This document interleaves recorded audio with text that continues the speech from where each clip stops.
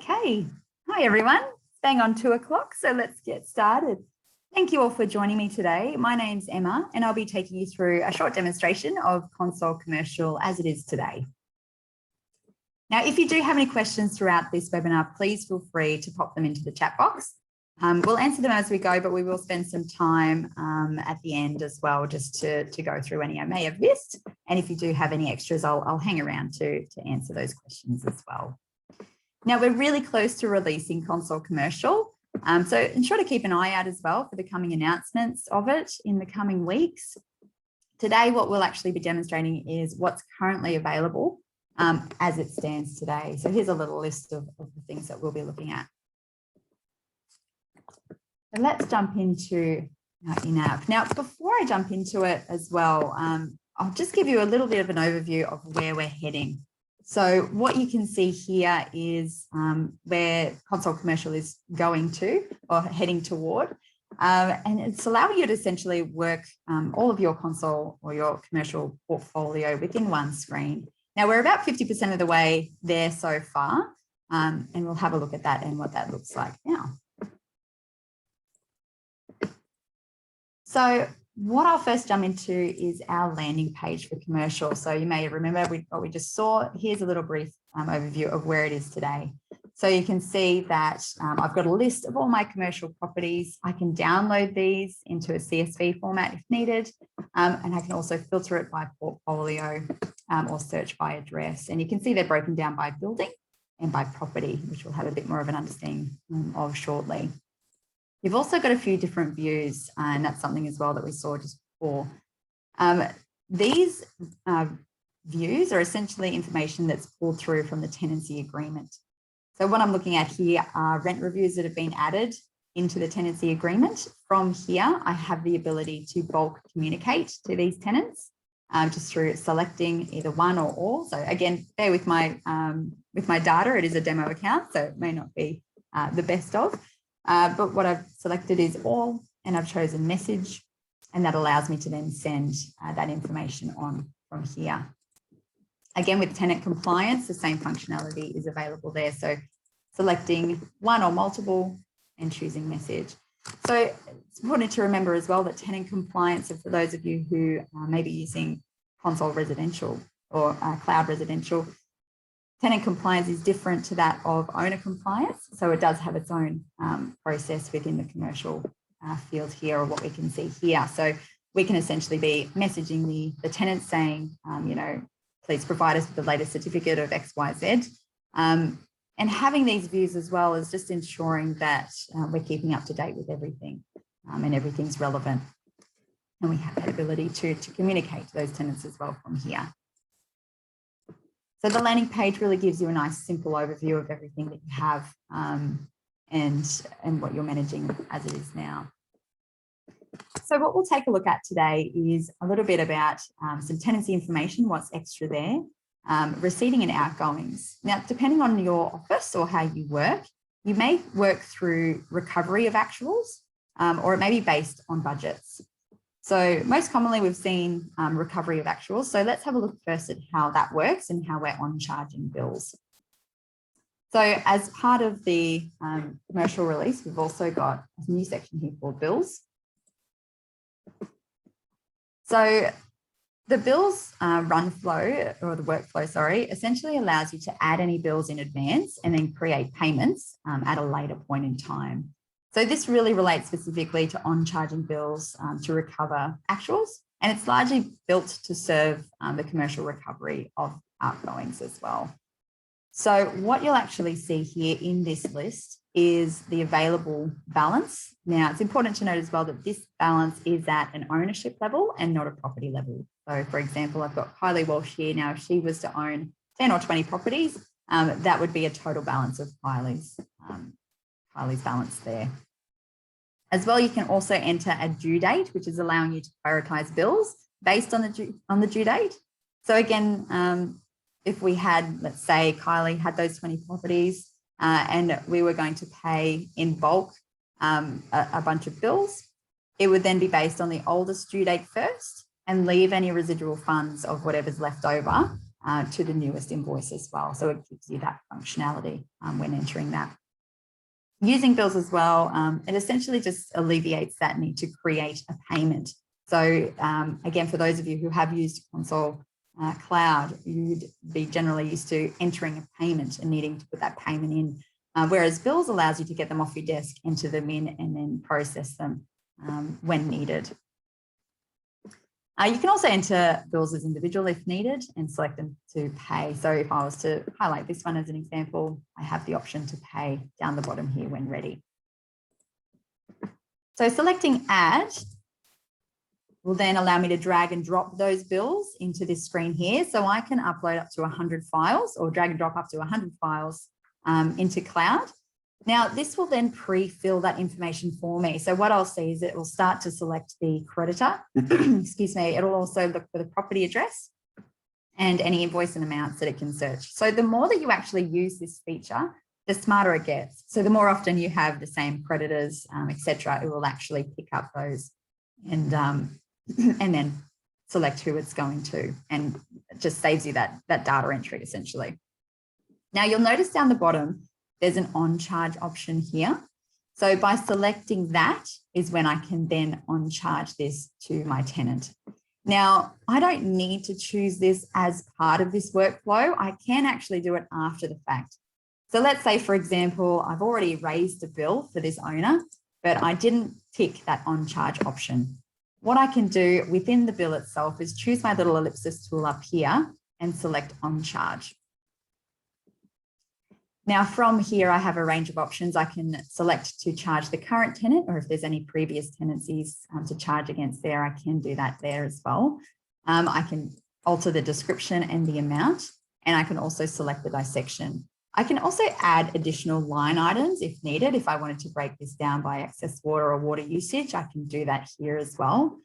And I can also add my due date to the invoice and whether or not I choose to include or exclude the attachment. Something that you can do in this here is also redact any information that's on the bill. So if I don't want the tenant to receive an invoice with my owner's details on there, I can also choose my little paintbrush here to remove that. And again, this will then remember that for next time that I do raise this bill or for this property and this creditor, it will then remove that for me as well. So if I click cancel,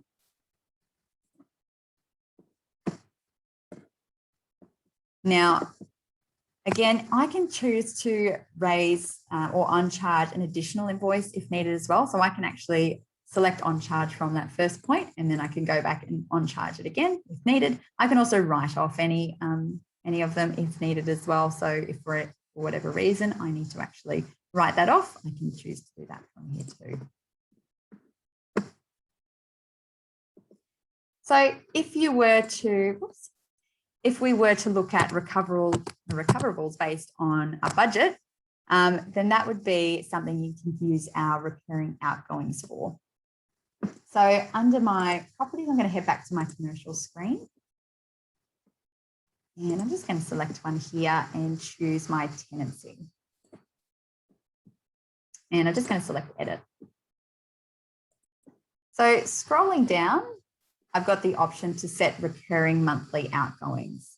So I can send my recurring monthly outgoings as a singular invoice. So this might be separate to my recurring rent invoices, or I can choose to combine it with my rent invoices. So that will just be sent as one invoice to my tenant.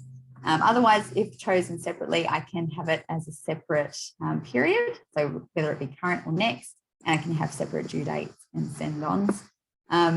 I can also add additional line items. So whether or not you choose to have your outgoings all in one line, or if you're going to be breaking it down per dissection, you can do that through here as well.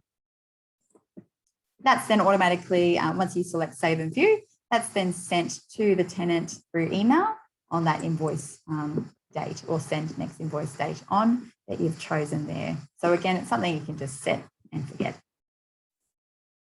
Now, budgets is still something that's really being worked on currently, and so this is a part of the wider spectrum.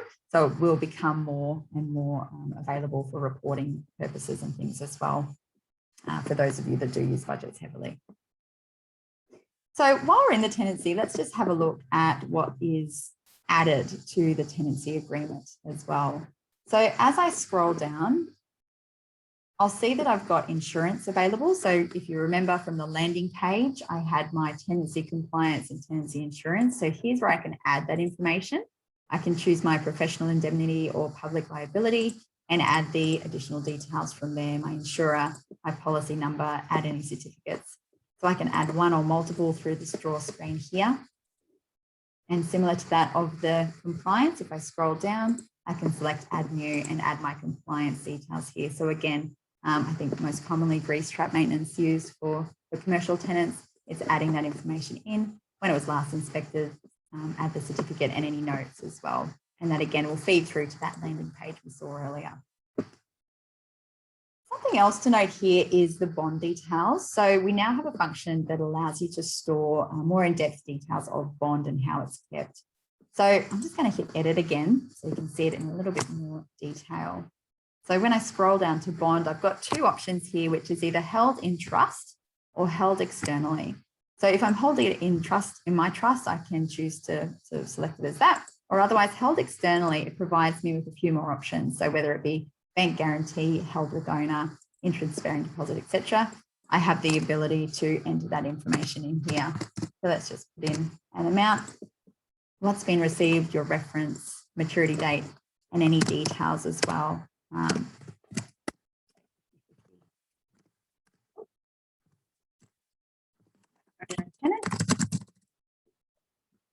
Save that from there. And when I have that information, it then allows me to produce reports on those on that bond information. So if I was to go to accounts, and let's just open something in different view so you can see that, head to my report section. I've got my commercial bond listing here. So I can choose download.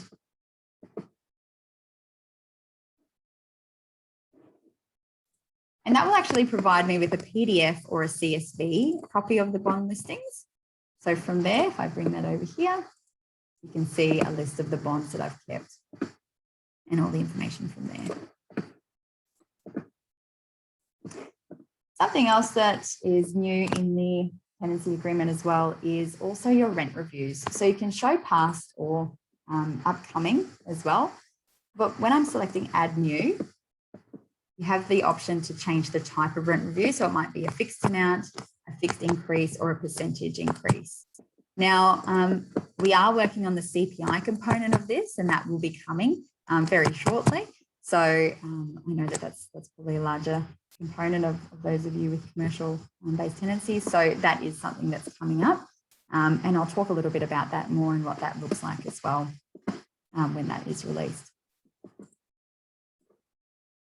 So if I scroll further down as well, I can see that I do have transfer deposit available. So that then allows me to transfer any deposit that's held for this particular tenancy against any outstanding invoices that are owed as well. So I can either transfer deposit to rent or invoice or bond as well. I have those options through there. It's also just to mention, you also have the option or the ability now within Console Commercial to receipt to any invoice. So it won't necessarily go to the oldest invoice. You can spread invoices out or spread receipts out through different invoices if needed, or select the one that's most appropriate rather than going to the oldest as well. So let's just jump back to our landing page here and have a look at buildings.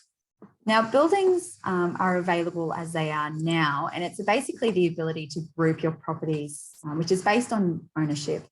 So you essentially first create a common property to add owners and the agreement to, and then the system will then look for any properties attached to that ownership that can then be grouped into this building.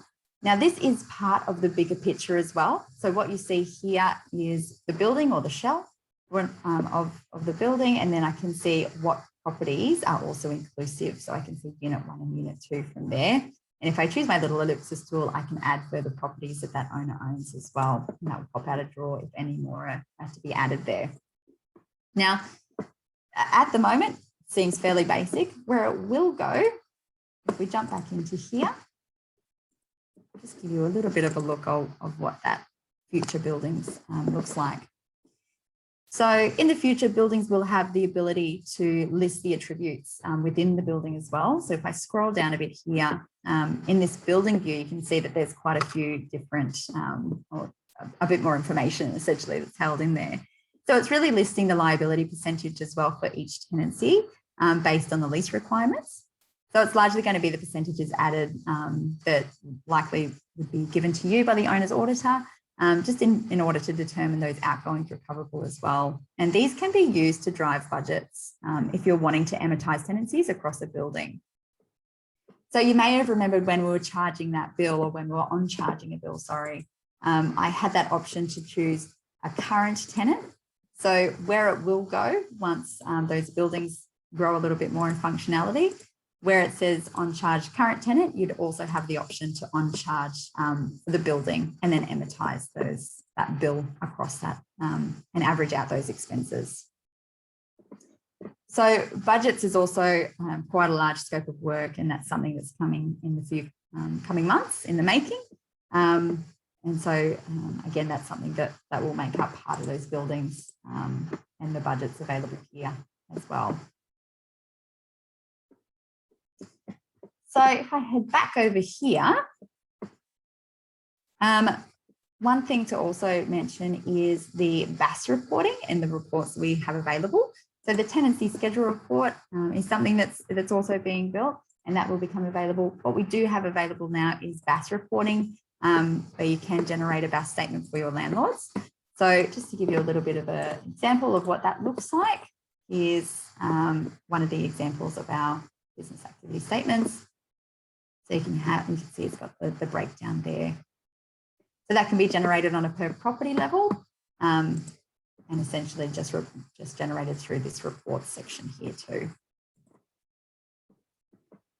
So I'll head back to my commercial page.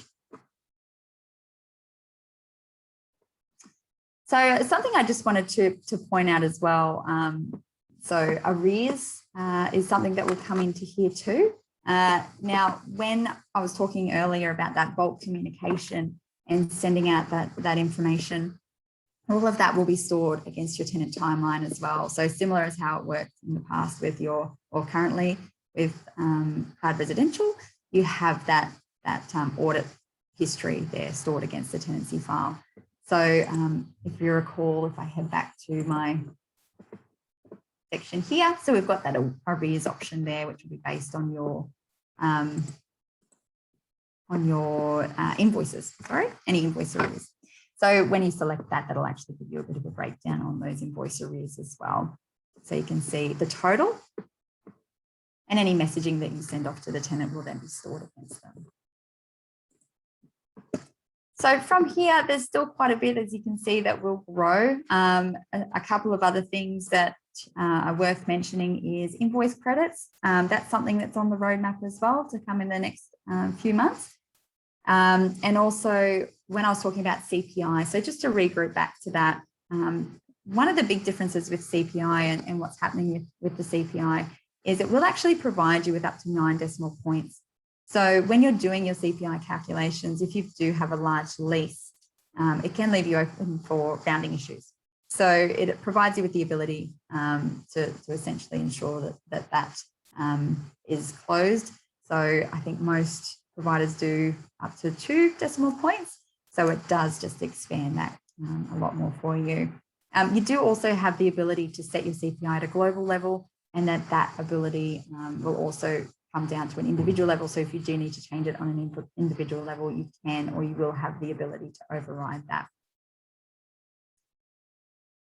So that's essentially what I've got to show you for today. So I just want to go through and see if there's any questions or anything in particular that someone would like to see on how it works, how it stands currently. I didn't want to bore you with data entry on how to create a building and property, but if anyone has any questions on those, please feel free to ask them now. Or if there's anything specific to your office that you have any questions about, feel free to pop them in that question box, and I'll hang around and answer any of those for you.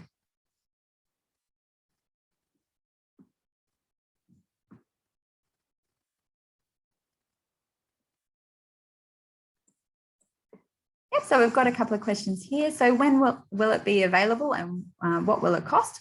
So it will be available in the next coming week. So as I mentioned earlier, we'll just stay alert for any announcements coming out. So I expect it to come out in the next few weeks. As far as the costing, we can get in touch with any of our team to go through costing with you. So facility to monitor options to renew. So with your lease renewals or your options, when you're putting them into the tenancy, so you do have those different options in there as far as the tenancy goes. So if I just open one up here. So you do still have in your tenancy agreement your lease options or your lease term. So you can put in your lease terms there. And then as far as the renew date goes, it would just be based on the end date, and then it would be part of your lease renewal workflow. Arrears reports. So how do you generate arrears reports? So that will be part of this arrears view here. Now it's not going to let me show it for some reason at the moment. So I can show you what it would. Let me see if it's going to let me. I don't think it will. What I can do if they're with the arrears report, so essentially what you'll see is similar to that of the existing workflow. So in your arrears workflow, it will look very similar to this as far as that arrears goes. So you'll see a list of, obviously your arrears, who's in arrears, and then how many days in arrears, total amount, and any of the last actions will be listed in there. Any notes that you put in there as well will be stored against the tenancy, tenant history as well. The tenant ledger. So if we were to go into our tenancy, open up for you here. So you've got your history report. Load me there. So we've got my payment history here. So again, being the demo data doesn't make it very fruitful, but it gives you a bit of an idea of what that looks like. And your owner statements as well. So I'll jump back into my owners.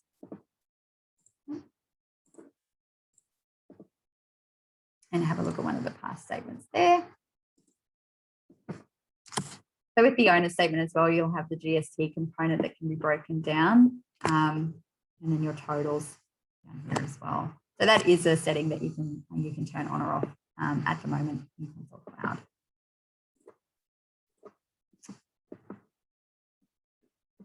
As far as the vacant tenancy process, so when you do enter a new property or a property without a tenancy, then it will trigger the applications process or the applications workflow. So that again would be under here. So at the moment, that's not separate to your residential piece.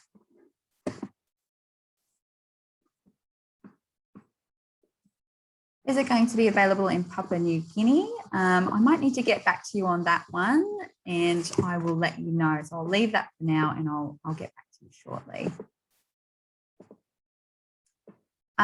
Debbie is currently using the commercial tenancies in cloud. Is this going to be an upgrade?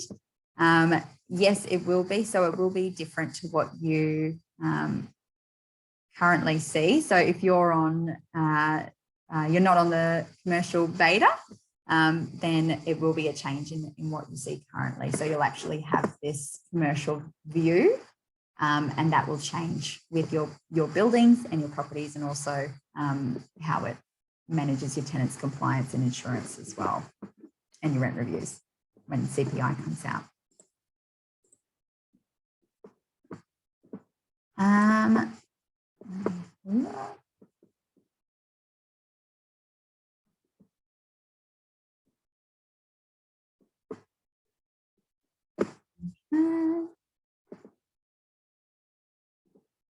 Yeah, we had a look at the tenant ledger.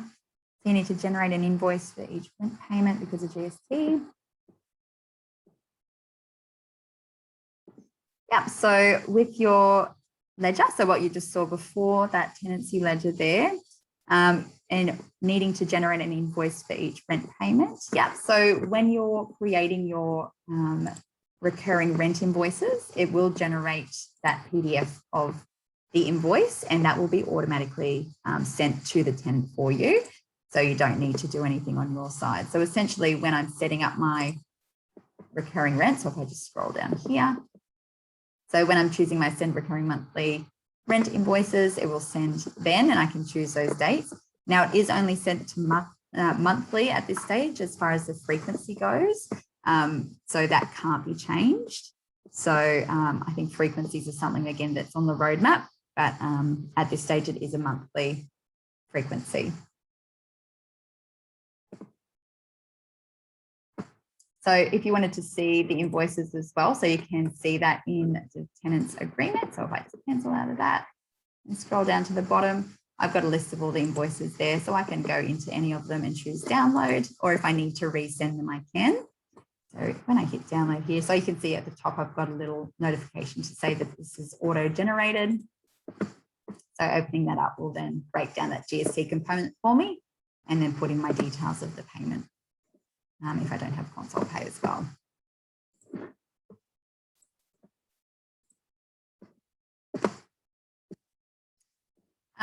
Is it available now? Yeah, so Stephen, at the moment we've got the beta available. So if it's something that you're interested in, please feel free to shoot us through a message, and we can put you on the commercial beta. Or otherwise, if it's something that you're interested in, just let us know and we can discuss that further as well. With interim statements, so you can't generate interim statements. You can see if you jump into your owner's file, so you can see their transactions of what's coming up or what's next, but it won't generate a PDF copy for it if you're a previous gateway user where they have the interim statement. It doesn't allow for that.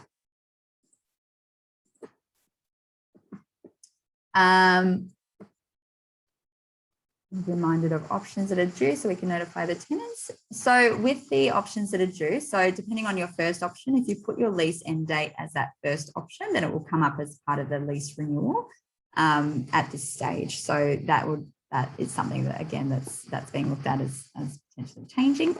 So it is a process of jumping back in there and then going from there, but it will be part of that workflow. There.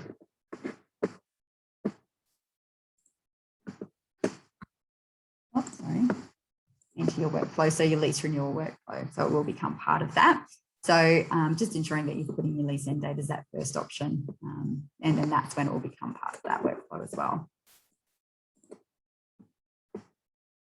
The difference between retail and industrial really is just the type that you set against your property when you're entering it. So when you create the property itself, you can choose the type that's set there. At the moment, it hasn't got any other breakdowns as far as that goes in changing any major details of what's held in there.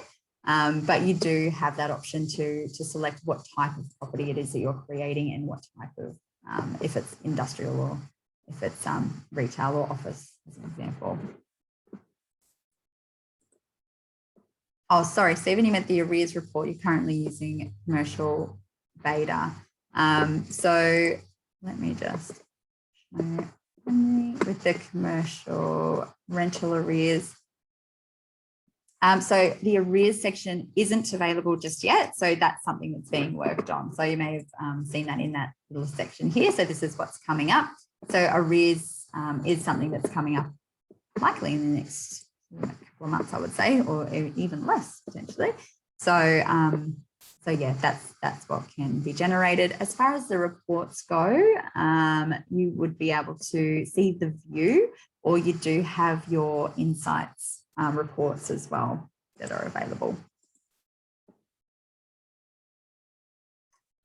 So with maintenance, so your maintenance still is available to commercial properties through your maintenance workflow. So if you do raise any maintenance, it's available within your maintenance workflow here as well. Again, down the line, we do have a maintenance component that will be separated so you can see just your commercial maintenance too.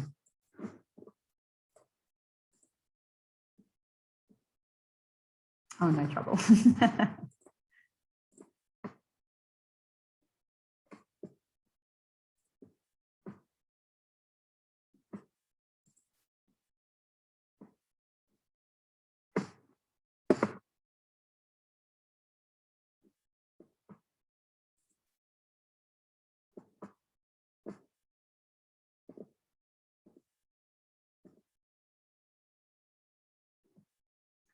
Stephen, so your arrears, so you've still got arrears available where your insights reports are. So if you're wanting to generate a separate arrears report, you can still generate it through your insights. You do have different arrears reports available in there. So it's still available. It's just not, when I said it's not available yet, I meant that arrears component where it's separated for just your commercial portfolio. So where it separates them between the two. So you'll still see it as part of your rental arrears and also in your insights if you're wanting to generate any reports. But that section there, or that arrears option isn't far off anyway.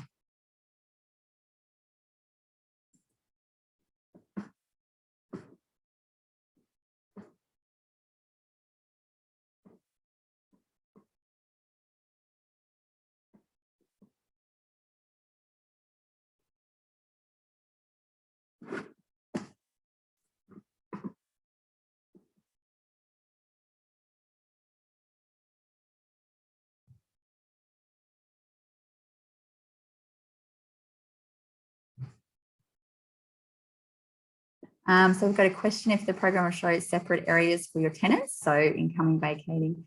So essentially with your vacating or your lease renewals essentially is what that will then be separated through. So if we think of it as, you know, you've got your view here, which will show all of your tenants. Sorry, you'll see all of your tenants or all your businesses if you're an RPO user. That will show everything there. From there, you can then generate your workflows. So if you're doing lease renewals, that will show leases that are coming up to be renewed, or vacate would show tenancies that have chosen to vacate. So it will then separate them through that. Within the view itself, though, of what you see here, this will be all of your properties or all your tenants or businesses, I should say. But your workflows will then separate them based on that. So if you're working if you're looking at just what your vacating tenants are coming up, then you can do that through your vacate workflow and etc. So if you're doing that for your lease renewals as well.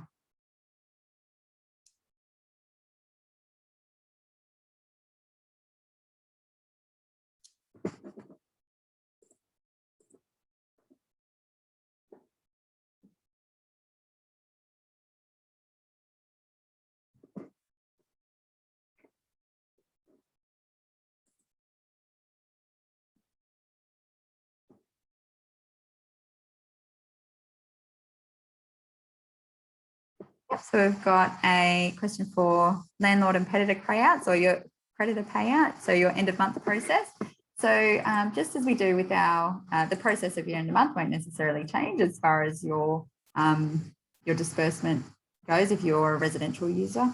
So if you go into your disbursement view here, you can then choose who it is you're going to disperse. So let's just say I'm choosing all of my owners that get paid on a monthly basis. I can choose to disperse all of them. If I want to do my creditors as well, I can choose to disperse them. Whether they're set to EFT or BPay, it will be set against the creditor file itself. And then I could just hit next and then disperse, and that will essentially just disperse all of my owners from there. To do your end of month, so once I've done that disbursement, I can then go into my reconciliation and tick my little end of month tick box. And that essentially just closes the month for me. So it is just a tick box. So once I've done my disbursement, which has now generated all of my statements for me and my ABA files to upload, I can jump into reconciliation, making sure I'm reconciled, which I'm not, as you can see. I'll just present them off.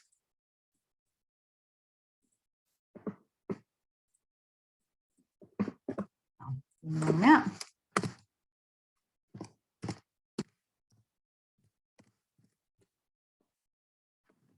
So what I would essentially do is tick close month, and then that would just close off my month.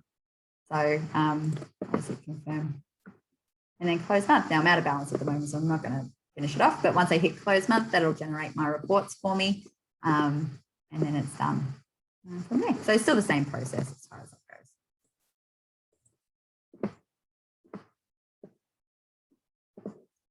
So tasks. So you have your little tasks option at the top here. So when I tick on my little task drawer, that will pop that out for me. So I can either choose to assign them to me or what's been created by me. I can see all tasks or my team members' tasks. So if I just choose create, I can details there, when it's due, an example. And then if there's a linked property as well.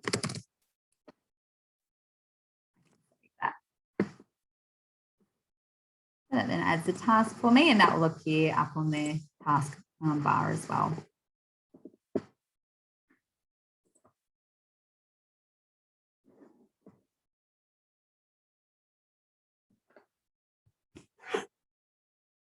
So essentially, once they've completed the task, we can just go through and say done, and that removes it from the list.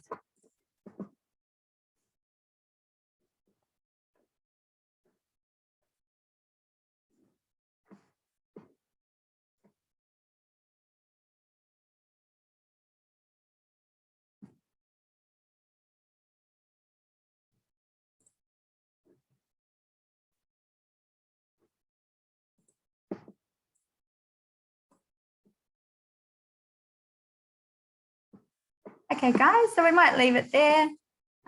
If you have any other questions, just feel free to send them through. Oh, we've got one more question. If tenant tax invoices this month.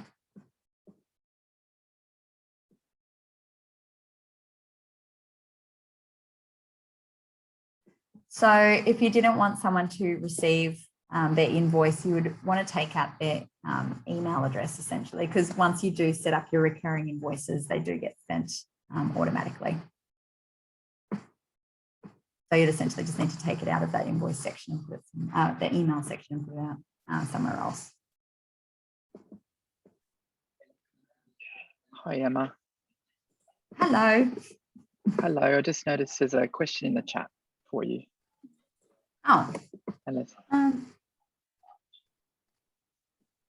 I think I might. Is that from Lynette? You might have answered it already. Just checking before we... Yeah. There you go. Yeah, that one's been answered. All right, guys, well, we might leave it there. I don't think we've got any more questions coming through. So thank you for joining me today. And if you have any further questions, please feel free to send it through to our team, and we can make sure we answer them for you. Otherwise, thanks for joining me. And I hope you got something out of today. Thanks, everyone.